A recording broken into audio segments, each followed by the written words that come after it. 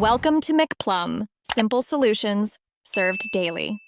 You start by confirming prerequisites. Your Street Fighter 6 is updated and you're signed into the right platform and Capcom account.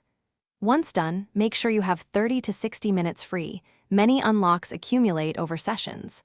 First actionable step, open the game, go to the main menu, and enter the character or store section. You'll immediately see cosmetic categories.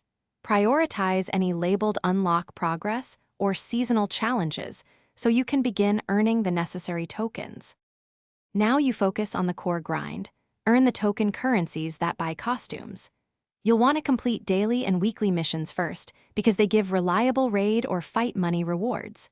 Once those are underway, target modes that pay best, World Tour for story-linked unlocks, fight request for match-to-match rewards, and ranked for performance bonuses.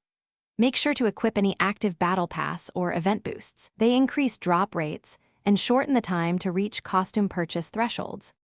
Finish by spending tokens in the store and equipping the items in character customization.